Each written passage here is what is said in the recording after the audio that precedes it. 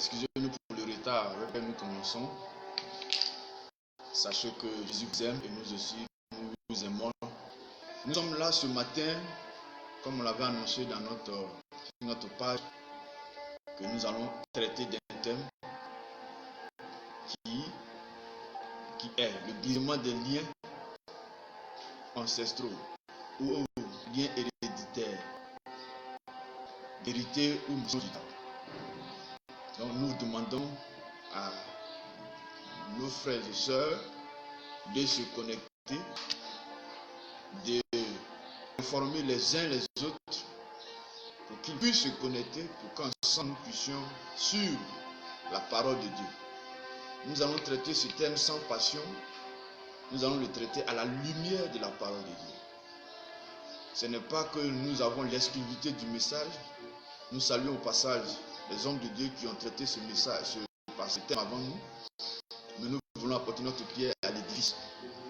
Nous vous invitons à vous connecter aussi nombreux que vous pouvez, informer vos amis et connaissances pour les informer de ce que l'Église missionnaire de Christ vivant, en abrégé MCV, fait un direct sur les liens héréditaires. C'est un sujet de passion de l'Église, c'est un sujet pour lequel l'Église est vraiment passionnée. Alors nous voulons le traiter pour aider l'Église, pour éclairer l'Église, pour apporter la vérité de la Bible sur ce sujet. Parce que aucun sujet qui n'est pas soutenu par la Bible, peu importe le succès, peu importe l'appréciation des hommes, nous ne devons pas nous focaliser sur ce sujet. Et nous allons parler de ce thème, les liens héréditaires. Que dit la Bible par rapport à ce sujet? Quelle est l'appréciation de la parole de Dieu par rapport à ce sujet? Alors je vous demande de vous connecter, de vous connecter, de vous connecter. Je crois qu'à la fin de cette étude, vous serez situés. Nous ne donnerons pas notre point de vue, nous donnerons le point de vue de la Bible. Nous ne serons qu'un interprète pour dire ce que la Bible dit sur ce sujet. Nous serons comme un porte-parole ce matin, porte-parole de la Bible. Nous n'allons pas donner des pensées humaines, nous allons donner des pensées qui sortent de la parole de Dieu sur ce thème. Donc connectez-vous. Que Dieu vous bénisse. Je salue le peuple merveilleux de l'église EMCV, là où vous êtes, que Dieu vous bénisse. Je salue tous mes formateurs, le pasteur Lago à Lakota, le pasteur Moriba Francis, le docteur François, directeur de l'université appliquée des ministres de l'évangile. Je salue le docteur Jean Alao.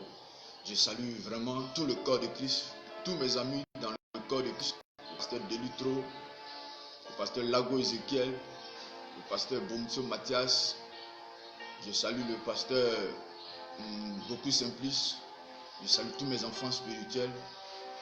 Le pasteur Fossio désire que la grâce de Dieu surabonde sur vous et que le Seigneur se souvienne de vous pour tout ce que vous êtes en train de faire pour le corps de Christ dans ces temps d'épreuve, que Dieu répond à vos prières, que Dieu répand sa grâce sur vous. Ceci étant dit, nous allons aller dans le vif du sujet. Je rappelle que le thème c'est lien héréditaire, vérité ou mensonge du diable. Nous voulons vous interpeller pour que vous puissiez comprendre qu'est-ce que la Bible dit sur ce sujet. En tout cas, c'est vraiment important de savoir quelle est l'opinion de la Bible sur ce thème. Nous voulons voir ce que dit. En introduction, j'aimerais vous dire ceci. La Bible est infaillible. C'est-à-dire que la Bible ne contient aucune erreur. La Bible est infaillible. Il n'y a pas d'inhérence dans la Bible. Les textes originaux ne contiennent pas d'erreur. Et la Bible en elle-même, elle est infaillible. C'est parce qu'elle est infaillible qu'elle est crédible. Et qu'elle est la source de toute notre connaissance. De deux, la Bible est l'autorité suprême en matière de théologie. C'est-à-dire, en matière d'enseignement sur Dieu, la Bible est l'autorité suprême. Donc, ce n'est pas le point de vue de l'homme qui est l'autorité suprême, ce n'est pas ce que l'homme pense qui est l'autorité suprême, mais c'est ce que Dieu dit dans ses Écritures qui est l'autorité suprême.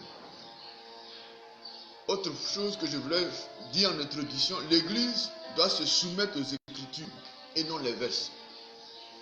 Ce n'est pas l'Église qui doit imposer son point de vue aux Écritures, mais l'Église se soumet aux Écritures.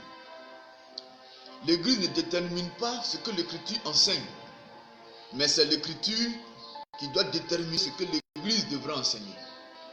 Voilà ce qui est la vérité.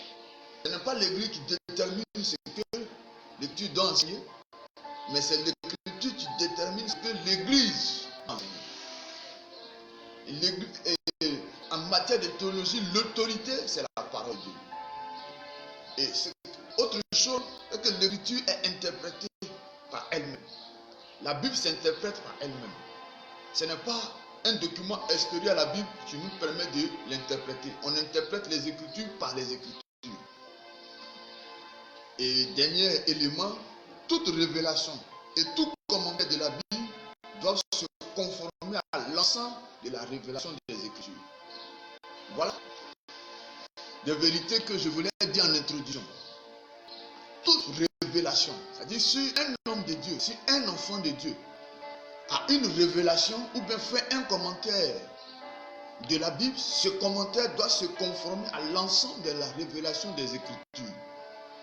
S'il fait un commentaire ou bien s'il fait une révélation qui n'est pas conforme à l'ensemble des Écritures, son enseignement doit être rejeté. C'est pour ça que ce matin, nous allons parler de ce sujet, mais je pose les bases pour que vous compreniez que l'interprétation, l'enseignement qui sera fait sortira exclusivement de la parole de Dieu ce matin. Parce que c'est l'Écriture qui détermine ce que l'Église doit enseigner. L'Église n'est pas au-dessus de l'Écriture. L'Église est soumise aux Écritures. Et le rôle des leaders ecclésiastiques, ce n'est pas de donner notre opinion, nos pensées, mais c'est de donner ce que l'Écriture dit. C'est ce que nous devons faire, c'est ce que nous devons maintenir. Bien aimé, l'Église est troublée parce qu'il y a une mauvaise interprétation des Écritures. Par manque de connaissances, par nous-mêmes qui sommes les pratiquants de la Bible, par ignorance, et puis par esprit de fantaisie, si je peux m'exprimer ainsi. Donc, il faut que nous revenions aux Écritures. Et pour traiter de ce thème, j'ai décidé de ressortir des éléments sur lesquels je vais m'appuyer pour pouvoir traiter ce thème. J'ai décidé de vous présenter les règles d'interprétation en grande ligne, pas rentrer les détails parce que le temps nous manque. Je vais sortir les règles d'interprétation de la Bible. Pour tous ceux qui ont fait une formation en théologie, on vous parlera de ce thème qu'on appelle l'herméneutique, qui est la science de l'interprétation biblique. Et cette science-là nous a donné des règles d'interprétation de la Bible. Et nous ne pouvons pas nous écarter de ces règles. Et c'est sur ces règles-là que je vais sortir 3 éléments pour pouvoir soutenir mon étude de ce matin. Les règles, nous avons premièrement interpréter de façon littérale. Interpréter la Bible de façon littérale, c'est-à-dire tel que c'est écrit. Deuxième règle d'interprétation, interpréter selon le contexte. Et les théologiens nous enseignent que parmi les règles, c'est la règle majeure sur laquelle on va se focaliser. Troisième règle, interpréter en fonction de l'histoire, de la culture ou même de la géographie. Quatrième règle, interpréter selon la forme littéraire. Vous savez, la Bible a près de 4 formes littéraires. Le discours, la narration, la forme poétique et la forme prophétique. Et interpréter au regard de d'autres passages de la Bible. C'est-à-dire quoi? Quand tu prends un passage de la Bible, que tu veux l'interpréter, il faut que tu l'interprètes au regard de d'autres passages de la Bible. En dernière position, interpréter en tenant compte de la substance théologique. C'est-à-dire, quand tu interprètes, il faut tenir compte de la substance, c'est-à-dire du contenu théologique de la Bible. Bien aimés, nous savons tous que la Bible est la parole de Dieu. Elle a été écrite par plus de 40 auteurs. C'est environ de 1500 ans. La rédaction a commencé depuis le mont Sinaï et elle a pris fin sur l'île de Patmos qui est aujourd'hui la Turquie. Mais la Bible a été écrite par plusieurs auteurs de différentes cultures, de différents lieux sociaux. On a des médecins, on a des pêcheurs, on a des cultivateurs, on a des éleveurs, ainsi de suite.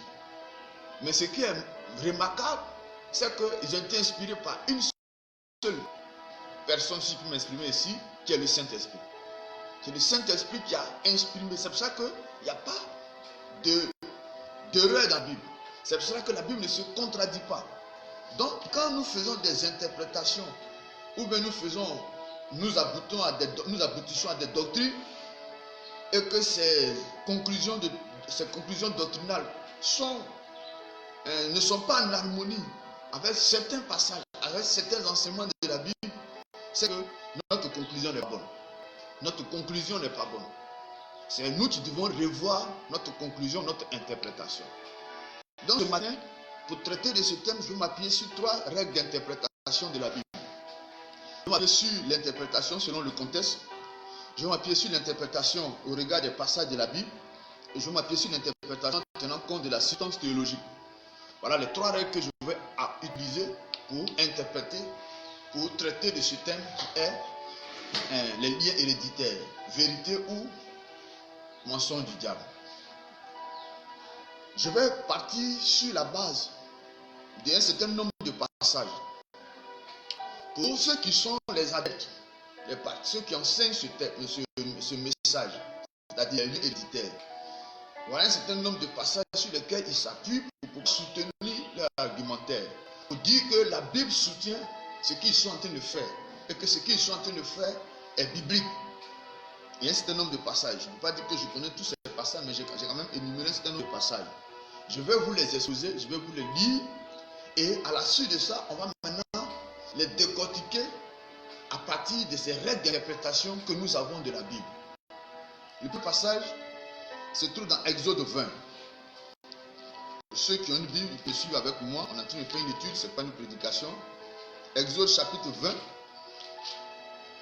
Et dans Exode chapitre 20, nous venons au verset 5, je crois. Il dit, tu ne te prostreras point devant elle et tu ne les serviras point. Car moi, l'Éternel ton Dieu, je suis un Dieu jaloux qui punit l'iniquité des pères sur les enfants jusqu'à la 3e et la 4e génération de ceux qui me haïssent. On trouve le même passage dans Exode chapitre 34, verset 7. Des frères se basent sur ce passage pour dire que les liens héréditaires sont bibliques parce que Dieu l'a dit. Voilà le premier passage. On va le décortiquer, on va passer au second passage. Quand nous lisons ce texte, nous voyons ici que l'auteur qui est Moïse a utilisé ce qu'on appelle un anthropopathisme, c'est-à-dire il a fait une vie de style. Il a emprunté ici à Dieu des émotions humaines.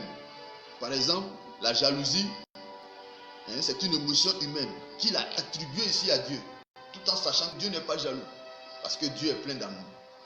Et donc quand on a ce texte ici, on ne doit pas seulement se focaliser sur l'interprétation du point de vue littéral, on doit chercher d'autres éléments. Parce que si on veut l'interpréter de ce sens, on va aller en contradiction avec les autres aspects de l'interprétation que nous connaissons de la Bible.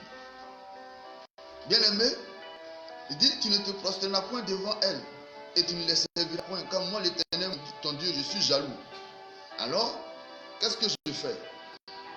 Pour vous éclairer, on va interpréter ce passage en tenant compte de, on dit, interpréter en regardant d'autres passages de la Bible. Est-ce qu'il n'y a pas un passage de la Bible qui contredit cette pensée? Comme si j'admets que ce passage-là soutient le brisement des liens. Alors, je vais fouiller la Bible et je vais trouver, je cherche et je trouve un autre passage. Dans Deutéronome 24. Sachez que c'est toujours le même Moïse qui a écrit le même livre. Celui de Deutéronome et d'Exode a été écrit par Moïse. Donc, on suppose que dans ce chapitre ici, chapitre 20, c'est Moïse qui parle, de la part de Dieu. Et dans Deutéronome 24, voilà ce que Moïse dit. Le même Moïse. Tout en sachant que la Bible ne se contredit pas. Le Deutéronome 24, le verset 16, si je me...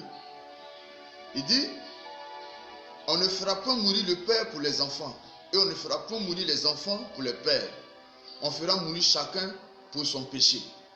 Voilà ce que Moïse dit par la suite. Et donc si je prends ce passage de Deutéronome 24 et je le mets à la lumière de Deutéronome 20, est-ce que la conclusion à laquelle je suis arrivé pour dire que ce passage me parle des liens héréditaires, est-ce que cela est juste? Est-ce que mon interprétation est juste? Quand je pose simplement ces deux passages, il y a encore plusieurs passages, mais quand je les confronte les deux, je vois que la conclusion à laquelle je suis arrivé, ce que je suis en train de faire dire à Moïse, de dire de Moïse, ben, ce que je suis en train de dire concernant la pensée que Moïse était en train de dire dans ce passage, ma pensée, ma conclusion n'est pas bonne. Parce que il dit on ne fera pas mourir le père pour le fils, ni le fils pour le père. Donc si je dis que Deutéronome 20, verset 5 parle de brisement des liens, je suis en porte-à-faux. Je fais une fausse interprétation. J'arrive à une fausse conclusion. Parce qu'on dit on interprète la parole à partir de la parole. On interprète un passage à partir d'un autre passage. Donc déjà cette simple règle me fait comprendre que la conclusion de Deutéronome 20 n'est pas juste. Et que ce n'est pas ce que Dieu voudrait dire. Et que Dieu voudrait dire autre chose que ce que je suis en train de dire concernant le brisement des liens. Voilà la vérité. Autre passage. Nous prenons le passage de Juge chapitre 6. Dans Juge chapitre 6, l'histoire de Gédéon. Les auteurs qui soutiennent cet enseignement de brisement des liens nous disent dans Juge chapitre 6, verset 25. Ils disent que dans la même nuit, l'Éternel dit à Gédéon, prends le jeune taureau de ton père et un second taureau de 7 ans, renverse le toit de Baal qui est à ton père et abat le puits sacré qui est au-dessus. Les auteurs de l'enseignement sur le brisement des liens nous disent que c'est parce que il y avait les liens ancestraux qui influençaient la descendance de Gédéon. C'est pour cela que Dieu lui a dit, avant toute chose, avant de faire son adoration, il doit renverser d'abord l'autel de Baal. Parce que l'autel de Baal crie contre Gédéon. C'est ce qu'on dit. J'ai oublié de vous dire ce que c'est, d'après ces concepteurs, les liens héréditaires. Pour eux, les liens héréditaires, c'est des influences ancestrales. C'est-à-dire, nos parents sont rentrés en contact avec des divinités païennes avec qui ils ont scellé des alliances. Et ces alliances-là, ces pas-là, ont pour effet d'influencer leur descendance. Donc, du coup, même si quelqu'un est en Christ, ces effets-là continuent d'influencer leur vie. Et donc, c'est pour cela qu'ils disent que Gédéon, c'est pour cette raison, Dieu a dit à Gédéon de briser cet autel. Bien aimé, un tel commentaire, en première vue, paraît être juste. Mais quand on prend les Écritures à tête froide et qu'on analyse à partir des principes d'interprétation, je dis encore que c'est une fausse interprétation. C'est une fausse interprétation. Il faut savoir que pour ce qui est du contexte, au temps de Gédéon, les gens adoraient Dieu sur des autels. Ça, c'est un. Maintenant, de deux, comparer le cas de Gédéon à un chrétien, ça fait deux choses. Qui est Gédéon? Gédéon était issu du peuple élu de Dieu. Gédéon était issu du peuple élu de Dieu. Il marchait avec Dieu sur la base de l'alliance que Dieu a faite avec Abraham. Maintenant, si je prends ce passage et je veux le calquer aux chrétiens d'aujourd'hui, il y a une grande différence. Pourquoi? Parce que Gédéon n'est pas né de nouveau. Gédéon n'a pas connu ce qu'on appelle la nouvelle naissance. Gédéon n'a pas connu ce qu'on appelle la régénération. Gédéon n'a pas connu ce qu'on appelle la justification. Gédéon n'a pas été adopté. Gédéon n'est pas fils de Dieu. Gédéon, son esprit n'est pas un avec Dieu. Or, le chrétien qui est né de nouveau, il a été régénéré, il a été justifié, il a été pardonné, c'est-à-dire ses péchés ont été pardonnés. Il est fils de Dieu, il est un saint. Donc, il y a une grande différence. On dit, ne dit-on pas qu'en français, comparaison n'est pas raison. On ne peut pas comparer le cas de Gédéon à celui d'un enfant de Dieu. Dieu n'est pas en train de dire à Gédéon que ta destinée est influencée par des esprits. Et quand je reviens aussi encore, je prends la règle du test pour m'éclairer concernant ce passage. Je pose la question. Dans l'Ancien Testament, le combat, on chassait le diable de façon spirituelle ou bien on le chassait de façon physique? La réponse est que le combat spirituel, dans l'Ancien Testament, il était d'ordre physique, homme à homme. Le diable était à l'œuvre, mais c'était physiquement. Mais ce n'était pas d'ordre spirituel. Il n'y avait pas les esprits qu'on devait chasser. Qui a chassé un esprit dans l'Ancien Testament? Qui pouvait chasser un esprit dans l'Ancien Testament? Personne. Dieu n'avait pas la capacité de chasser un démon. Il n'avait pas le pouvoir. La seule personne qui était habilitée à vaincre le diable et à vaincre ses agents, c'est Jésus. Lisez la Bible. Ce prérogative n'a pas été donné à quiconque. Dans la prophétie que Dieu a dite concernant le diable, quand il a séduit Adam et Ève dans le jardin d'Éden, Dieu n'a pas dit que c'est Gédéon 20e personne qui va écraser la tête. Il dit le fils de la postérité t'écrasera la tête. Il s'agit de Jésus-Christ. Donc, dans l'Ancien Testament, il n'a jamais été question d'un combat qui sera spirituel. Il était question d'un combat qui sera physique. Donc, n'interprétons pas ce passage en donnant une pensée qui n'est pas juste. Dieu ne faisait pas allusion ici à démon. Dieu disait à Gédéon, renverse cet autel pour montrer ta désapprobation. Est-ce que tu n'adores pas cette divinité et que tu vas adorer une nouvelle divinité? Tu vas adorer Christ qui est la divinité du peuple d'Israël. Non, il n'y a pas ici question de lien de famille. Parce que spirituellement parlant, cet aspect-là n'était pas en vigueur dans l'Ancien Testament. On ne chassait pas les démons dans l'Ancien Testament. Donc vous voyez que on prend un cas d'une certaine époque, d'un certain contexte, et on veut l'appliquer à notre contexte du jour. C'est pas possible. C'est pas possible. La règle d'interprétation de la Bible dit de tenir compte du contexte. Parce que tout se fait selon le contexte. Vous voyez aujourd'hui, on est dans un contexte de quoi? De pandémie mondiale. C'est selon ce contexte-là que, quand vous voyez la télévision, vous allumez la télé, le journal, tout tourne autour de ça. Or, par le passé, ce n'était pas le cas. C'est le contexte qui amène les gens à agir. Et donc, c'est en fonction de ce contexte-là que Dieu a parlé. Ce n'était pas un contexte de combat spirituel. C'est un contexte de combat physique. Dans l'Ancien Testament, là, c'est physiquement, les gens se battaient contre leurs ennemis. C'est pour ça que vous pouvez voir que David pouvait demander à Dieu de tailler ses ennemis. Et c'est ce que certains chrétiens n'ayant pas compris la parole de Dieu, ils ont transporté ça dans leur vie de prière aujourd'hui. On va tailler mes ennemis, on va tailler mes ennemis. Non! Aujourd'hui, le combat n'est plus physique, c'est spirituel. Donc, cette interprétation de la Bible n'est pas juste. Troisième passage que j'ai pu révéler, le psaume 11. Je préfère aller comme ça. Prends passage par passage. Le psaume 11. Dans le psaume 11, nous voyons David qui parle. C'est en l'Éternel que je cherche un refuge. Comment pouvez-vous me redire? Fuis dans nos montagnes comme un oiseau. Car voici les méchants bandent leurs arcs. Ils ajustent leurs flèches sur la corde pour tirer dans l'ombre sur ceux dont le cœur est droit. Le verset 3. Quand les fondements sont renversés, le juste que fera-t-il?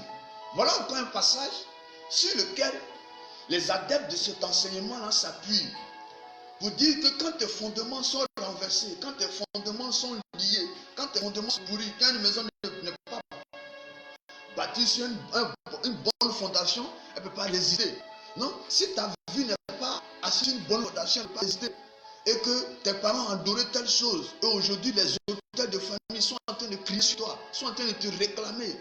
Quand tu pries, ces auteurs de famille vont pour s'opposer à ta prière. C'est à cause de ces auteurs de famille, à cause de ces fondements ancestraux que ta vie ne va pas de l'avant, ainsi de suite.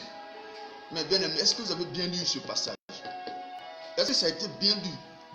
Ici, David ne parle pas d'esprit. Je vous ai dit, je vous l'appelle, dans l'Ancien Testament, on ne parlait pas de combattre les esprits.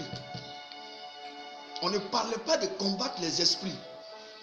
Ce ministère n'a pas existé dans l'Ancien Testament. David ici, étant en tant qu'homme d'État, Vous êtes sans ignorer que David était roi d'Israël. Donc c'était un homme d'État. Il gérait un État. Et en tant qu'homme, il fait une réflexion. Il pose une problématique qui est encore d'actualité. La problématique est que, il dit, dans une société qui n'a plus de valeur, d'où les fondements sont renversés, ou l'immoralité, ou la cupidité, ou comme on appelle l'escroquerie, la malhonnêteté, toutes ces choses-là sont des valeurs de cette société. Quand le juste, c'est-à-dire celui qui a accepté Christ, est dans cet environnement-là, que peut-il faire? C'est une question qu'il pose.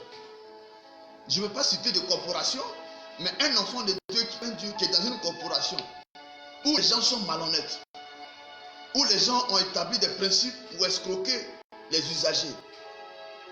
Qu'est-ce qu'il va faire? Ce chrétien-là, il va faire quoi? C'est à ça que David,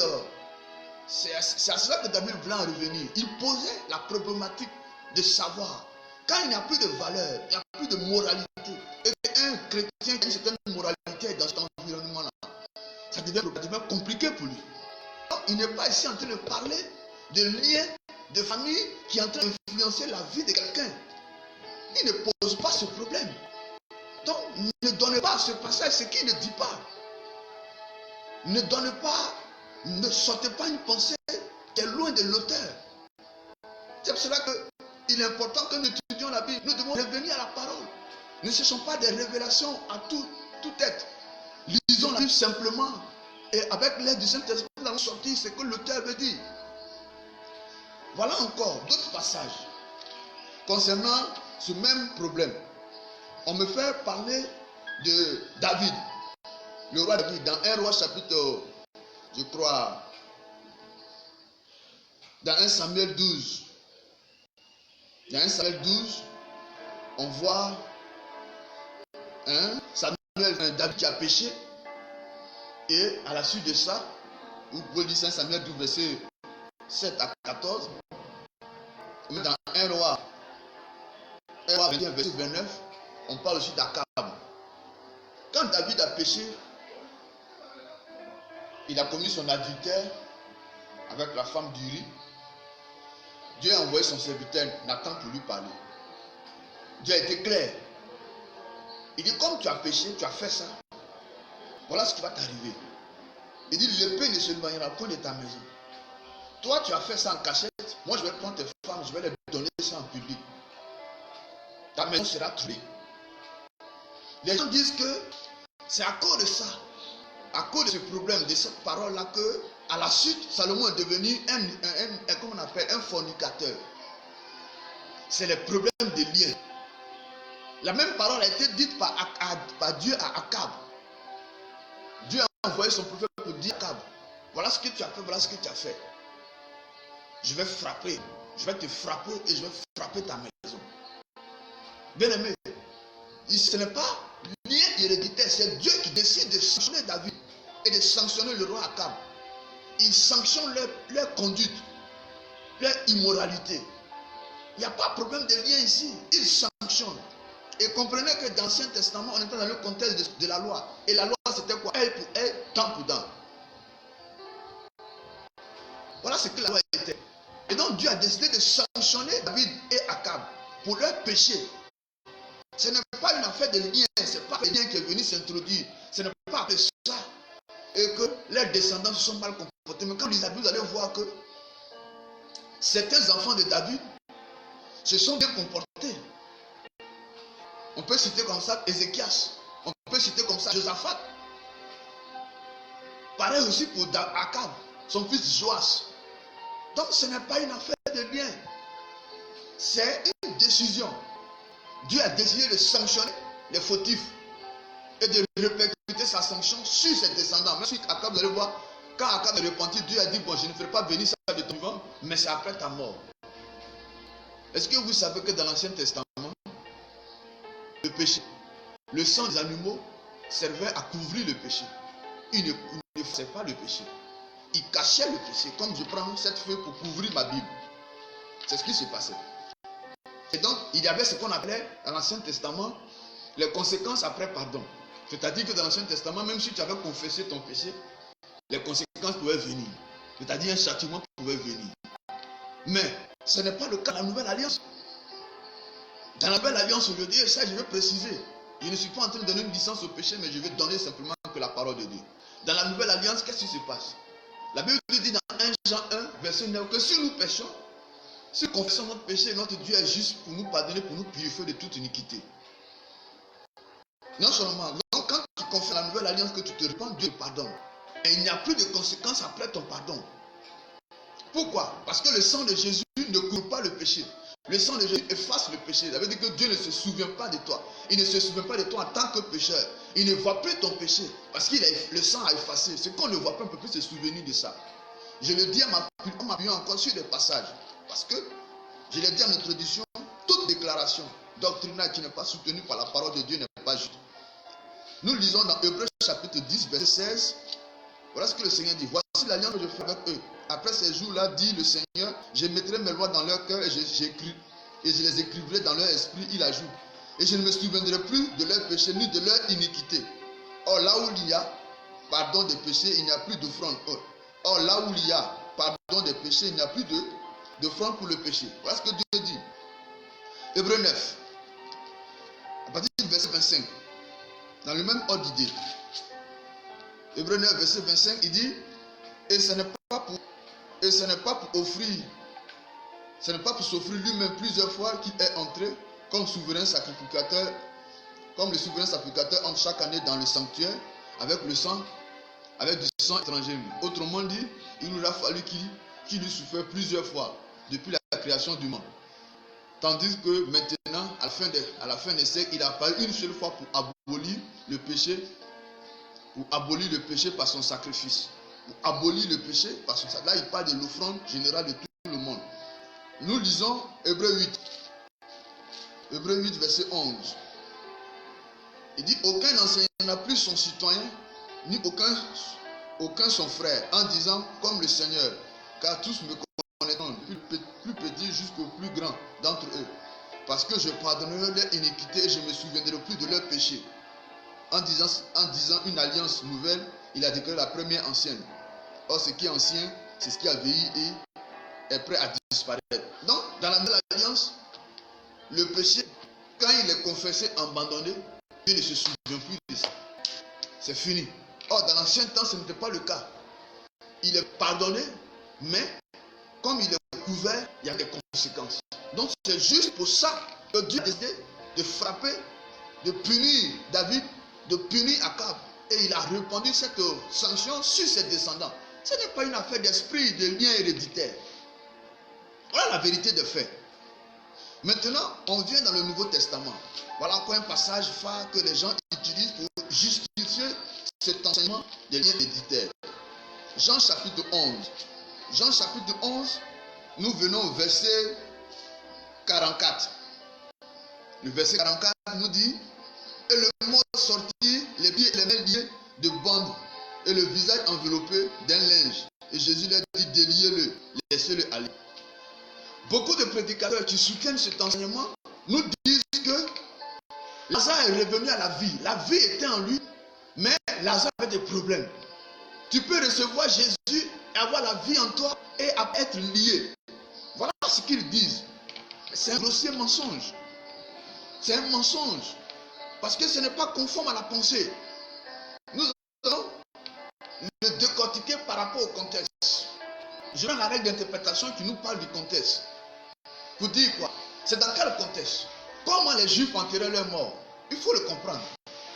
Les Juifs enterraient leurs morts comment? Sachez qu'ils n'enterraient pas les morts comme de nos jours. Si vous allez vous allez voir que les Juifs enterraient leurs morts dans les grottes. Notre Seigneur Jésus était enterré dans une grotte. Donc Lazare était enterré dans la grotte. Et on mettait une pierre là-dessus. Et vous savez, le peuple d'Israël a vécu en Égypte. Les Égyptiens, ils momifiaient ça. Disant quand quelqu'un est mort, ils enlèvent tout ce qui est intérieur, intestin, foie, tout. Mais ce n'est pas le cas. Pour conserver le corps, à une certaine époque, ils prenaient le sel. Et ils appliquaient le sel sur toutes les parties du corps. Mais ils faisaient comment? Ce n'est pas qu'ils mettaient le corps comme ça, les bras croisés, couchés, et puis ils attachaient tout le corps. Non. ils attachaient le corps l'un après l'autre. C'est-à-dire, il prend le bras, mon bras droit ici, on attache jusqu'à mes doigts. On prend le bras gauche, on attache jusqu'à ici, de mes doigts jusqu'ici. On prend la tête, on attache jusqu'au cou. On prend la poitrine et le tronc, on attache. On prend le pied droit, on attache. On prend le pied gauche, on attache jusqu'aux orteils. Voilà comment il faisait. Pour permettre une conservation à une certaine époque. Donc c'est ce qui a été fait pour Lazare. Maintenant, Jésus est rentré. Quand il a été question de prier, il a dit ôtez la pierre. Ils ont ôté la pierre, il a déclaré la vie. Parce qu'il est la vie. Et la mort est partie. Lazare est sorti vivant. Mais Lazare est sorti comment? Lazare est sorti toute la tête. Hein, avec les mains liées. Le texte que je viens de dire le dit. Maintenant, Jésus dit, puisque Lazare ne peut pas se défaire, il ne peut pas enlever les bandelettes qui sont sur son corps, il demande à ceux qui sont autour de lui de le détacher. C'est ce qu'il veut dire. Et j'ai ici une version de la Bible qui traduit le plus simplement. C'est vrai que le mot délié dit la même chose. Je vais vous citer la version. C'est version, excusez-moi, la version de la Bible Vie Nouvelle. Vous prenez cette version de la Bible Vie Nouvelle dans Jean chapitre 11. Vous prenez le même verset 44. Vous allez voir que ici c'est encore plus explicite. Jean chapitre 11 verset 44 nous dit. Jean chapitre 11 verset 44. Voilà. Je vais partir du verset 23. Après avoir dit cela, il cria d'une voix forte, Lazare sort. Et le mort sortit, les pieds et les mains attachés par des bandelettes et le visage enveloppé d'un linge. Jésus leur dit, détachez-le et le laissez-le s'en aller. Ici, c'est encore plus, dans un français plus détaillé. Le mot délié veut dire la même chose, mais ici, c'est encore plus détaillé. Il dit, détachez-le. Il n'a pas dit chasser les esprits. Il dit, détachez-le. Enlevez les bandes sur lui. Mais pourquoi vous prenez ce passage pour dire que Jésus est en train de parler ici de lien héréditaire? Bien, je viens de vous exposer un peu les passages que certains prédicateurs utilisent pour justifier l'enseignement sur le brisement des liens ou des malédictions ancestrales. Et je viens de vous faire comprendre par une simple interprétation que ces passages sont sortis de leur contexte. Ce n'est pas ce que l'auteur voulait dire. Ce n'est pas la pensée de l'auteur. On n'invente pas la Bible. On n'invente pas. On est là pour dire ce que l'auteur a dit, ce que Dieu a dit. On est là pour expliquer aux chrétiens. On n'est pas là pour inventer des notions. Donc, au regard de cela, il n'y a pas un passage de la Bible qui soutient cet enseignement. Il est faux. C'est une ruse du diable. C'est un mensonge de Satan qui est en train de séduire l'Église. Et les chrétiens s'adonnent à ça. Je vais maintenant vous citer plusieurs passages qui mettent en porte-à-faux cet enseignement.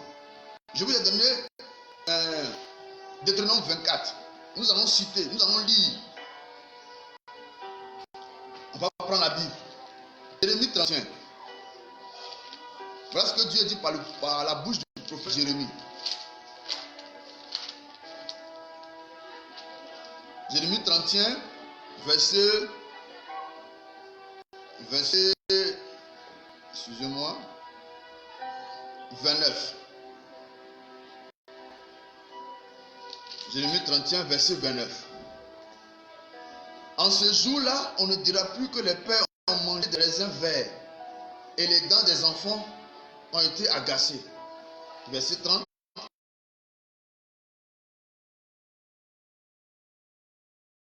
Tous ceux qui mangeaient des raisins verts, les dents en seront agacées. Voilà ce que le prophète Jérémie dit de la part du Seigneur. Parce qu'il y avait un dicton, il y avait un proverbe juif qui dit que puisque les pères ont mangé des raisins, Jérémie dit qu'on ne dira plus en ce jour. De quel de ces jours dont Jérémie parlait? Le jour où Christ allait venir. Le jour où quelqu'un allait connaître Christ. On ne peut plus accuser quelqu'un de ce que, de par les pratiques de son père, il sera coupable. Ça, c'est la première. On va en aller dans Ézéchiel 18. Ézéchiel 18. Ézéchiel 18, verset 4. Ézéchiel 18, verset 4. Voilà ce qu'Ézéchiel dit. Voici, toutes les âmes sont à moi. l'âme du Fils comme l'âme du Père. L'une et l'autre sont à moi. L'âme qui pêche, c'est celle qui mourra. Voilà ce que Dieu dit. Dieu n'a pas dit que l'enfant mourit, l'enfant aura des problèmes spirituels à cause de son père. Il dit c'est l'âme qui pêche. La responsabilité de l'homme est engagée. C'est celui qui va pécher devant Dieu, c'est celui qui sera coupable devant Dieu. Un enfant ne sera pas coupable de rien devant Dieu pour l'acte de son père. En aucun cas. Donc, on ne peut pas dire que comme mon père adorait les idoles, à cause de ça, les idoles en sont sur ma vie. Ce n'est pas possible. Et on continue même dans le même passage d'Ézéchiel 18. Dans le passage d'Ézéchiel 18, à partir du verset 10, voilà ce qu'il dit. Voilà ce qu'il dit. Si un fils qui voit, qui se voit, si un fils qui soit viole, qui répand le sang, ou qui commet quelque chose de semblable, si ce fils m'irrite, et si ce fils m'imite en rien la conduite de son père, s'il mange les montagnes, s'il se déshonore, s'il ne déshonore la femme de son prochain, s'il opprime les malheureux et indigents, s'il commet des rapines, s'il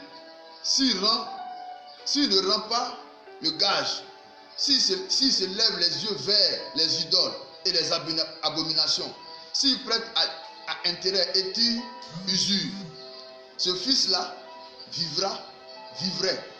Il ne vivra pas. Il a commis toutes ces abominations qu'il meurt, que son sang retombe sur lui. Et si un homme a un fils qui voit les péchés que commet son père, qui les voit et n'agit pas de la même manière, si ce fils ne mange pas sur les montagnes et ne lève pas les yeux vers les idoles de la maison d'Israël, s'il ne déshonore pas la femme de son prochain, s'il n'opprime personne, s'il ne prend point de gage, s'il ne commet point de rapine, s'il donne son pain à celui qui a faim et couvre d'un vêtement à celui qui est nu, s'il détourne sa main de l'iniquité, s'il n'exige ni d'intérêt ni d'usure, s'il observe mes commandements et suit mes lois, celui-là ne mourra pas pour l'unité de son père. Il vivra. Car c'est son père qui a été un oppresseur, qui a commis des rapines envers les autres, qui a fait au milieu de son peuple ce qui n'est pas bien. Celui qui mourra pour son iniquité. Clair.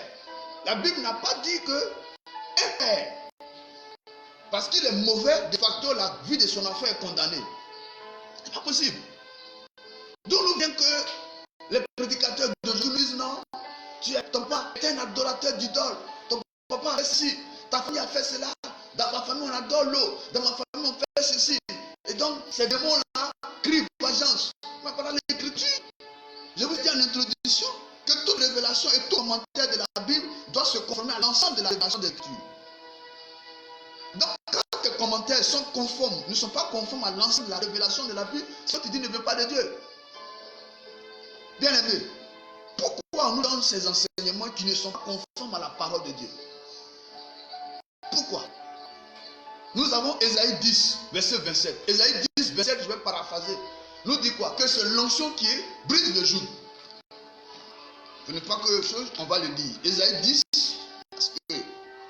Ésaïe 10, 27. Et je vais venir au Nouveau Testament. Ésaïe 10, il dit, en ce jour-là, son fardeau sera ôté de dessus de son épaule, et son joug de dessus son cou, et la graisse fera éclater le joug. Le mot graisse ici, dans certaines versions, c'est onction. La Bible dit quoi? L'onction fait éclater le joug. Ça veut dire quoi? Quand quelqu'un accepte Christ, il est oint. Il est oint par quoi? Par le Saint-Esprit de Dieu. Les Écritures nous disent dans Romains chapitre 8 que personne ne peut dire que Jésus-Christ est Saint, ce n'est que par l'Esprit de Dieu. Donc tout chrétien a l'Esprit de Dieu. Et donc quand quelqu'un accepte Christ, l'Esprit de Dieu vient dans sa vie. Et cet esprit-là fait éclater tout joug du diable sur sa vie, à sa conversion. Tout joug du diable éclate, c'est-à-dire tout fardeau est brisé, toute présence des démons est brisée à sa conversion. Voilà ce que la Bible dit. La Bible ne soutient pas cela.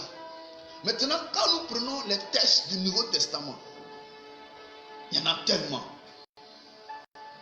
La plupart des épîtres combattent cet enseignement de lien héréditaire. Et celui qui a été utilisé par Dieu pour nous éclairer le plus, c'est l'apôtre Paul. Jean nous dit dans 1 Jean chapitre 1 verset 12, verset 13, que celui qui a accepté Jésus est devenu fils de Dieu. Non pas par la volonté du sang, mais par la volonté de Dieu. Donc quand tu nais de nouveau, quand tu acceptes Christ, tu es devenu fils de Dieu, membre de la famille de Dieu. Paul dit dans 2 Corinthiens chapitre 5 verset 17 que celui qui a accepté Christ, les choses anciennes sont passées, toutes choses sont devenues nouvelles. Pourquoi? Pourquoi on fait croire? Pourquoi on nous fait croire? Je vais lire Colossiens 1. Je ne donne pas mon opinion, je ne fais que décrire ce que la Bible dit. C'est pour ça que je préfère lire la Bible. Nous devons revenir à la Bible. Pendant ce temps de confinement, il est temps que pour que nous revenions à la prédication de la parole de Dieu simplement telle que Dieu nous l'a laissée. Sans toute chose. Sans que nous n'ajoutons quoi que ce soit. Colossiens 1,13. Qui nous a délivrés de la puissance des ténèbres et nous a transportés dans le royaume de son Fils d'amour. En lui, nous avons la rédemption, la rémission de nos péchés. Paul dit ici à l'église de Colosse que Dieu, par Christ, nous a délivrés du royaume des ténèbres. Celui qui accepte Jésus sort de la maison du diable. Il sort de la famille du diable et il rentre dans la maison de Dieu. Il est maintenant fils de Dieu. Dieu est son Père. Il est scellé par l'Esprit de Dieu. Donc, il n'est plus membre de la famille de Dieu. Il est un avec le Seigneur. Quand on lit Jean 17, Jésus a prié pour que nous devenions un. Et donc, la Bible dit quoi? Qu'il nous a transportés dans son royaume. Donc, tu peux pas être et à la fois être dans le royaume de Dieu et puis être lié. Bien aimé. Est-ce qu'un fils qui est dans la rue, peut-être que le père ne connaît pas son existence, mais son père est multimilliardaire, il est dans la pauvreté. Mais le jour, son père le reconnaît, il jouit de la puissance de son père. Si son père est puissant, le fils devient puissant. Comment moi je peux être en relation avec mon Dieu qui est puissant, qui est lumière, et pendant ce temps, vous admettez que je suis en relation avec Dieu qui est dans la lumière, mais cependant, il y a quelque chose qui reste encore. Bien aimé, la doctrine du salut est une doctrine très, très, très importante dans l'église. On ne pourrait substituer le salut par que ce soit. Dieu ne nous a pas demandé de contribuer à notre salut. Dieu nous a offert le salut au travers de Christ. Nous devons l'accepter par la foi. Et quand nous recevons Christ, Dieu nous libère. Sachez que dans le salut, il y a tous les aspects de la vie de l'homme. Tout ce qui concerne la vie de l'homme. Dans le salut, il y a la guérison. Dans le salut, il y a l'exaucement de ta prière. Dans le salut, il y a ta protection. Dans le salut, il y a ta délivrance des esprits. La délivrance là, c'est inclus dans le salut. Donc quand Christ t'a donné le salut, quand tu reçois le salut, tu reçois la délivrance. Mais pourquoi on veut te faire croire que tu n'es pas encore délivré? Tu as accepté Jésus, mais un homme peut t'aider à parfaire ta délivrance. Qui est cet homme? Qui est cet homme qui peut contribuer au salut de l'homme? Bien aimé, un homme, soit-il pasteur, ne peut pas contribuer au salut de l'homme. C'est Christ qui nous a octroyé ce salut. Jésus a fait 6 heures de temps à la croix pour que nous soyons libérés. Et les gens veulent nous enseigner que la souffrance de Christ à la croix n'a pas suffi à ta délivrance. Et malgré que tu es délivré, mais il faut que tu ailles voir un pasteur, un homme de Dieu qui va contribuer à ta délivrance totale. Ce n'est pas possible. Ça, c'est un bon enseignement.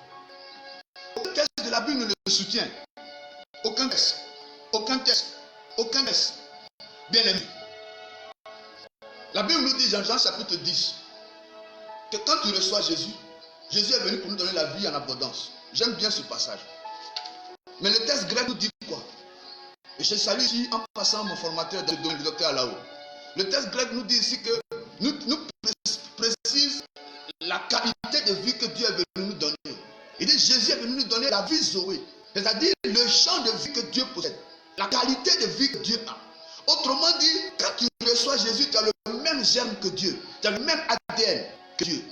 Tu as le même ADN que Dieu. Comme moi qui ai reçu le même ADN que Dieu. Tu as la même nature que Dieu.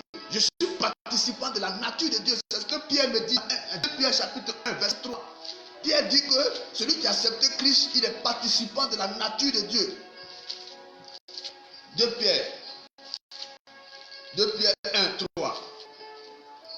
Il dit comme sa divine puissance nous a donné ce qui contribue à la vie et à la piété au moyen de la connaissance de celui qui nous a appelés par sa propre gloire, par sa vertu, lesquels nous assurent de sa part les plus grandes et les plus précieuses promesses, afin que par elles, nous devenez participant de la nature divine, en fuyant la corruption qui existe dans le monde, la convoitise. Il dit, donc quand tu reçois Christ, tu as la même nature que Dieu. D'où vient le fait que quelqu'un a la même nature que Dieu, mais malgré ça, il y a encore chose. Est-ce que vous avez vu la lumière et les ténèbres cohabiter? Si tu es dans la lumière, je suis dans la lumière. Il n'y a pas de main dedans. Bien aimé. Je vais encore citer Colossiens chapitre 2. Dieu a utilisé Paul. On dirait que le Seigneur savait que le diable allait introduire ses enseignements fallacieux et il a utilisé son serviteur. Paul nous dit dans Colossiens 2, verset 13. Il dit, vous qui étiez morts par vos offenses, à l'incirconcision de votre chair, il vous a rendu à la vie avec lui, en vous faisant grâce pour toutes vos offenses. Verset 14. Il a effacé l'acte dont les ordonnances nous condamnaient et qui subsistait contre nous. Il les a détruits en les clouant à la croix. Il a dépouillé les dominations et les autorités. Il les a livrés publiquement en spectacle en triomphant d'elles par la croix. Et c'est Paul est clair. Il dit il a effacé les ordonnances qui nous condamnaient. Et donc, si tu n'as pas Christ, mon frère, tu es sous le joug du diable. Le diable tient. Même si tu es heureux. Vous savez, tous ceux qui sont en relation avec le diable, du moins, sont maudits. Il ne met pas seulement l'aisance matérielle. Quelqu'un qui n'a pas Christ, et donc, c'est que c'est le diable qui contrôle sa vie. Il est maudit, même s'il a une aisance matérielle. Comme il est l'homme le plus riche du monde. Mais tu n'as pas Christ. Tu as la nature du diable en toi. Vous voyez? Maintenant, si tu n'as pas Christ, mon frère, ma soeur, les liens héréditaires, ça te concerne. Ça ne peut pas se blaguer. Mais qu'un instant, dès les jours où tu reçois Christ, ce n'est plus pour toi. Parce que le jour où tu reçois Christ, on dit les actes. Il a effacé les ordonnances. Tout ce qui a été pris dans le monde était concerné. S'il y avait des choses de ton père, des hôtels de ton père qui est concerné, l'onction de Dieu qui rentre dans ta vie vient pour effacer tous les actes, tous les ordonnances qui subsistaient contre toi, qui subsistaient contre nous, tout ce qui subsistait contre toi avant ta conversion. Le jour où tu acceptes Christ, tout cela prend fin. À cause de quoi? À cause de l'œuvre de Christ. Voilà ce que la Bible dit. Voilà la vérité des faits. Jésus dit dans Jean chapitre 8, verset 32, vous connaissez la vérité vous affranchira. Si tu as Christ, tu as franchi.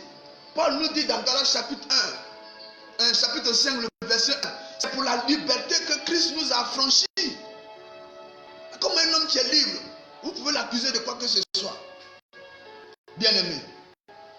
Paul nous dit dans Romains chapitre 8, verset 1, il n'y a plus de condamnation pour ceux qui sont en Christ.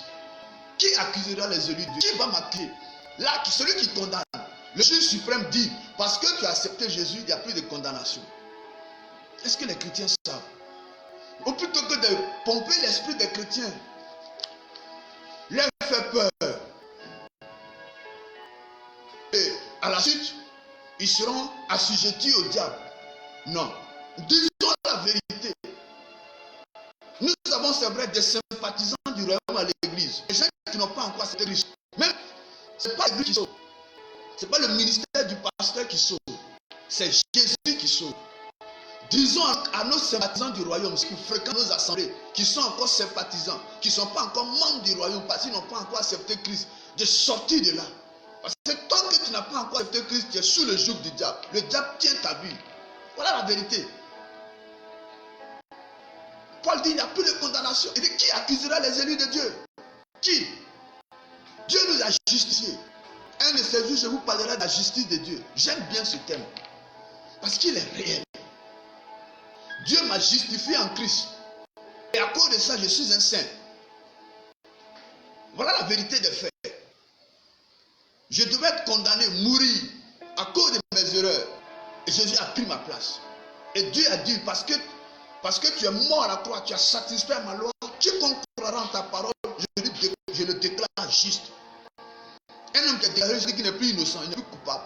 Son péché lui est pardonné. Dieu ne se souvient plus de son péché. Pourquoi tu veux dire que à cause du péché de mon père, je suis coupable? Si j'ai accepté Jésus, le péché de mon père, mon péché même, c'est sur le compte de Jésus. Donc, je ne suis plus coupable de rien. Je suis un saint qui a rencontré Jésus, le saint. Je suis juste parce que j'ai rencontré Jésus. Il dit, en lui, nous avons eu la rédemption. Le mot rédemption veut dire rachat. Nous avons été rachetés. Quand vous lisez Philippiens 1, Éphésiens 1, verset 7, il dit, en lui, nous avons eu le rachat. Le mot rachat dit rédemption. Dieu nous a rachetés à un grand prix, au prix de Christ. Pourquoi tu veux dire que celui qui a été racheté au prix de la vie de Christ, le diable tient encore sa vie? Bien-aimé, bien-aimé, bien-aimé, tu es citoyen du ciel. La Bible dit dans Éphésiens chapitre 2, verset 4, 6, que je paraphrase, que nous sommes assis dans les lieux célestes. Quand Christ était à la croix, tu étais son substitut. C'est pour ça que Paul le dit dans Galates chapitre 2, verset 20. Ce n'est plus moi qui vis, c'est Christ qui vit. Parce que j'ai été crucifié avec lui. Christ était parti à la croix à notre place. Il est mort à la croix pour nous. Nous étions avec lui à la croix. Il est mort, nous sommes morts avec lui. Nous sommes revenus à la vie avec lui. Nous sommes assis dans les lieux célestes. Je suis membre de la famille de Dieu. Voilà ma véritable identité. Je suis scellé par l'Esprit de Dieu. Donc aucun démon ne peut influencer ma vie. Aucune puissance ne peut influencer ma vie. Aucun règne du diable ne peut influencer ma vie. Je suis né de nouveau. Le lien héréditaire, c'est possible pour celui qui n'est pas encore né de nouveau. Mais dès l'instant tu nais de nouveau, le lien héréditaire. Ce n'est plus possible. Parce que la Bible ne l'enseigne pas. Donc, je veux dire à l'église ce matin que les liens héréditaires, ce n'est pas un enseignement qui est biblique. Vous savez, ne suivez pas les foules. Quelqu'un me dira, mais pasteur, moi, j'avais ce problème, on a prié pour moi. Après qu'on ait prié pour moi, ma vie a été transformée. Non, tu as cru en ça. C'était une forteresse dans ta tête.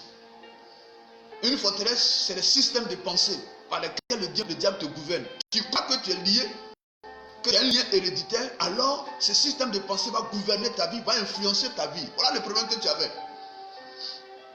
C'est tout.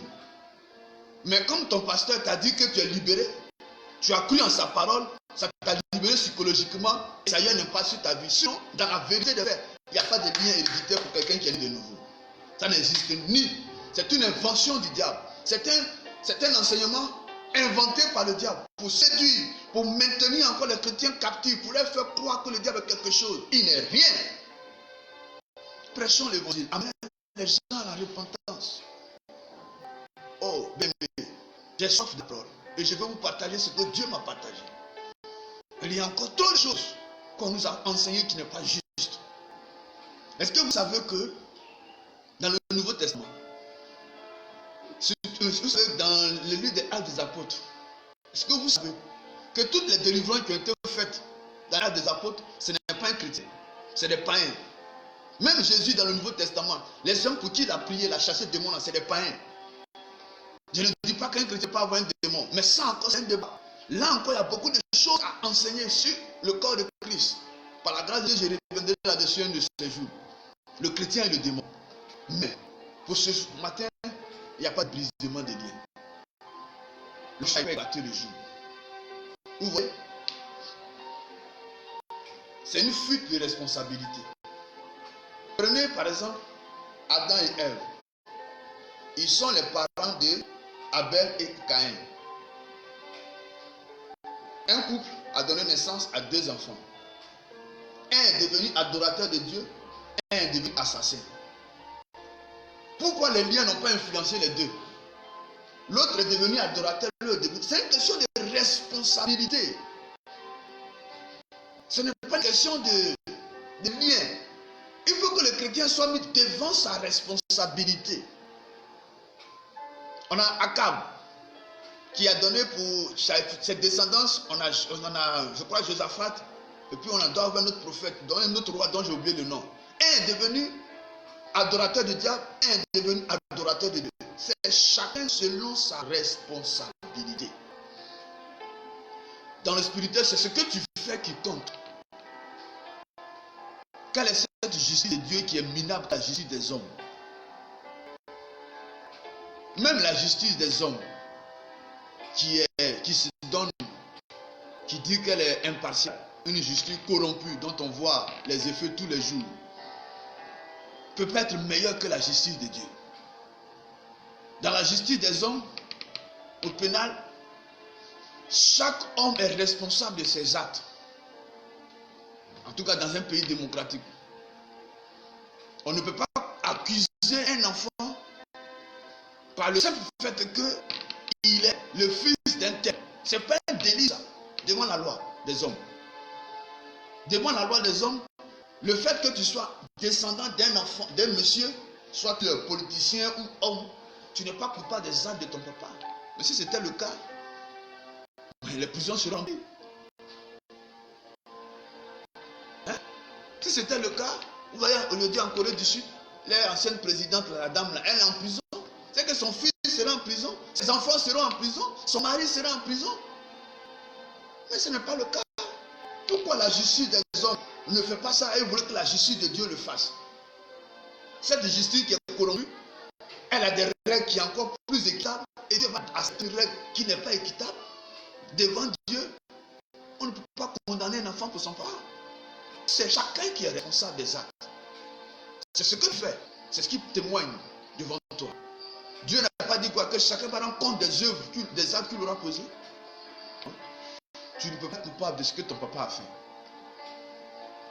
Si tu n'as pas Christ, ça c'est autre chose. Il ne rentre pas dans ce débat.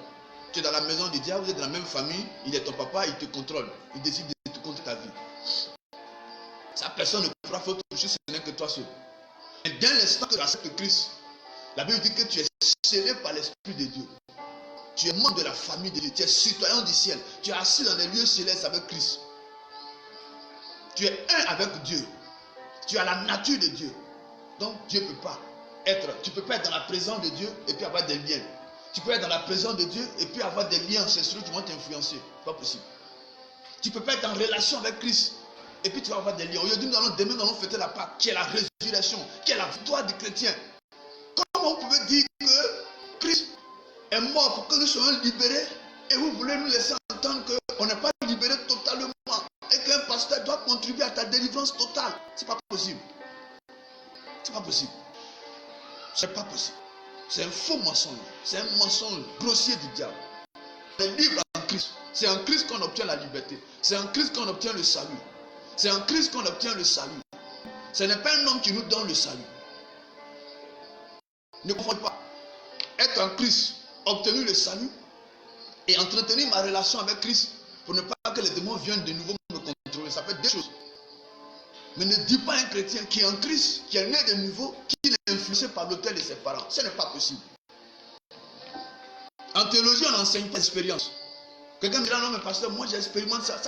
Tes expériences, ce n'est pas ce qu'on enseigne. Je l'ai dit tantôt ici en introduction.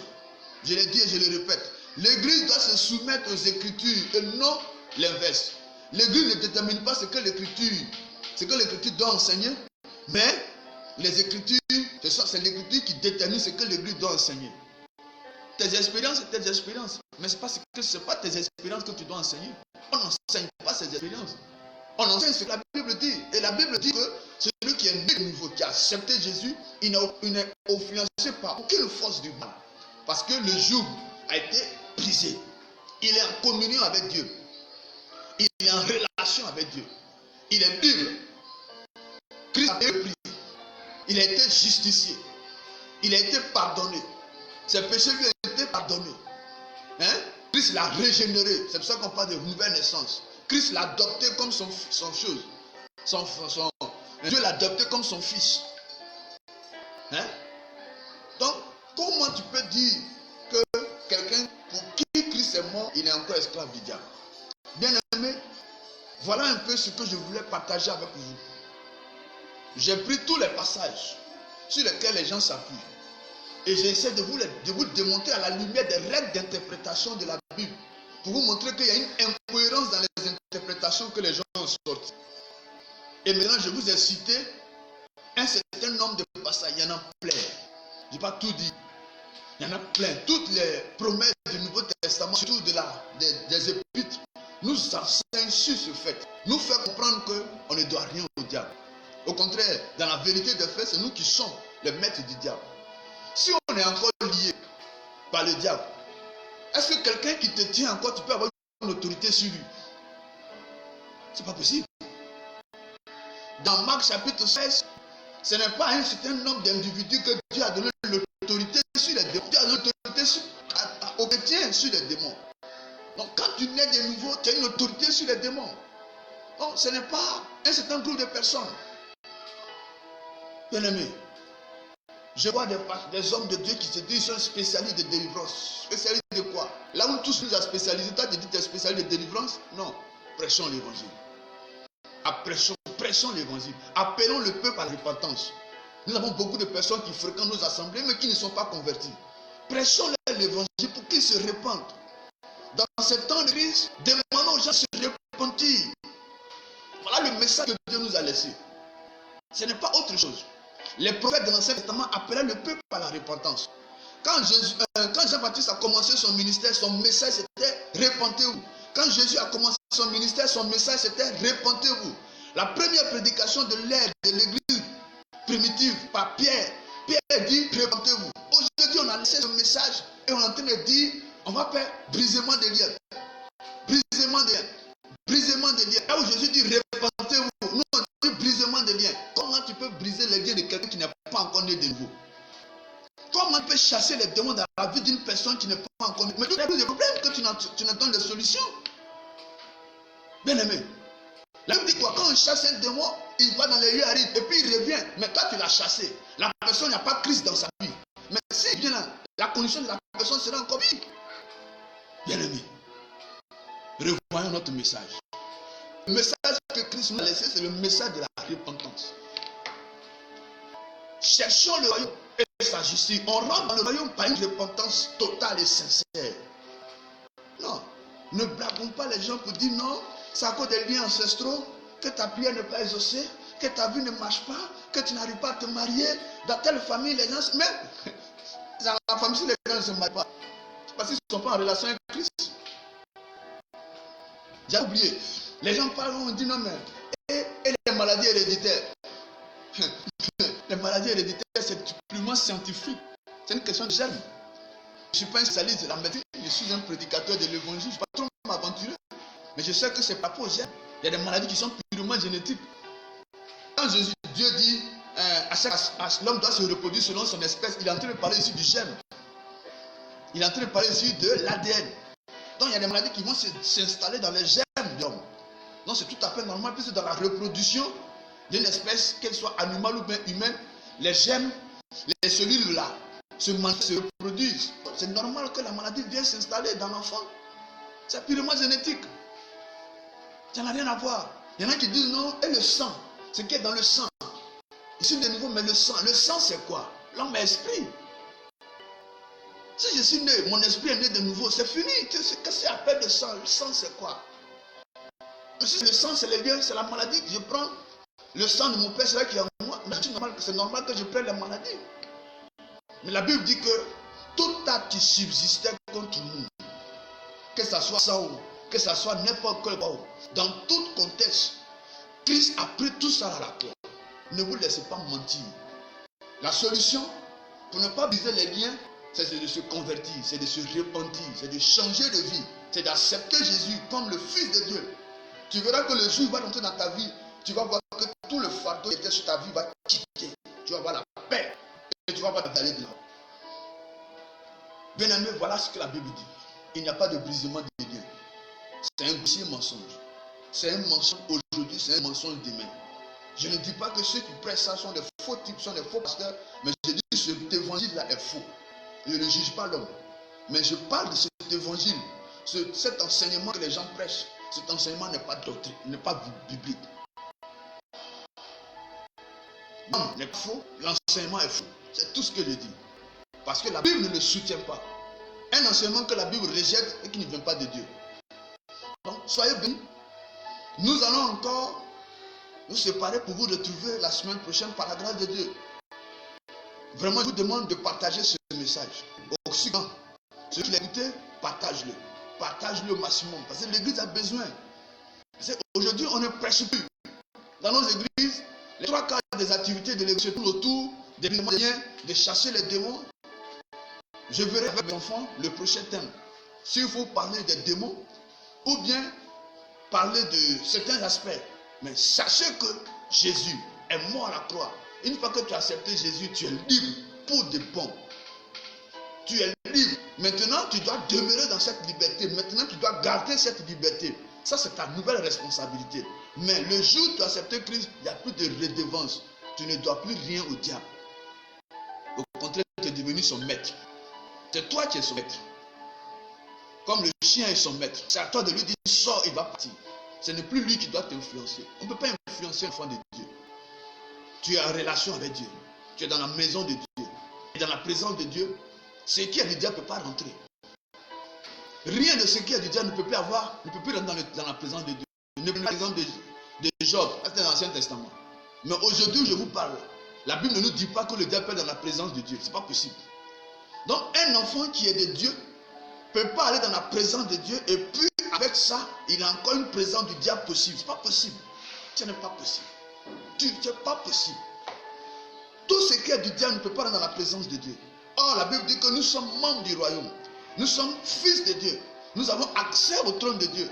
Nous pouvons rentrer et sortir dans sa présence. Si je peux rentrer et sortir dans sa présence, c'est que je n'ai plus rien avec le diable. Tu es libre. Donc la fête de Pâques, c'est ta liberté. Tu es libre. C'est ça la Pâques. Ce n'est pas un homme qui te donne la liberté, c'est Christ qui te donne la liberté. Christ nous a libérés à la mort, par sa mort à la croix. Christ nous a libérés par sa mort à la croix. Le salut est un salut complet et qui nous comble de tout. Retenez bien, le salut est un salut complet et qui nous comble de tout. Christ t'a comblé de tout. Donc un homme ne peut pas contribuer à ton salut. C'est Christ qui t'a libéré. Maintenant dans ta marche chrétienne, si tu n'as pas su garder le cap et qu'un esprit est rentré, alors c'est en cela qu'un pasteur, un homme de Dieu peut t'aider pour prier pour toi. Mais un homme de Dieu ne peut pas te donner le salut dans le sens où il va te sauver du diable et qu'il va briser tous les liens. Non, tu obtiens le salut quand tu es né de nouveau. Tu as obtenu le salut. Tu n'as rien à voir, tu n'as rien à donner pour être né de nouveau. Christ a déjà payé le prix. Maintenant, tu es né de nouveau, marche avec Dieu. Si le diable t'a influencé, le reste va être géré par le Seigneur. Que Dieu vous bénisse, que la grâce de Dieu soit avec vous. Je voudrais encore une fois de plus vous demander de nous excuser pour la qualité du son, pour aussi les images. Si ça s'entrecoupe, peut-être que c'est notre connexion qui balance. Mais nous sommes en train de remédier à ça par la grâce de Dieu. Soutenons-nous dans la prière aussi, pour que Dieu nous fasse grâce, afin qu'on puisse avoir plus d'équipement, pour vous donner une qualité d'image, une qualité de son, et pour pouvoir partager avec vous encore ce que Dieu nous a mis. Vous pouvez nous suivre sur notre page Face, Église missionnaire du Christ vivant. Vous pouvez même vous abonner sur notre page, même sur notre chaîne YouTube. Nous avons aussi la chaîne YouTube sur laquelle vous pouvez aussi aller, qui est Église EMCV. Vous pouvez aller sur cette chaîne. Partagez massivement. Partagez cet enseignement. Beaucoup de chrétiens en ont besoin. Partagez, partagez, partagez, partagez.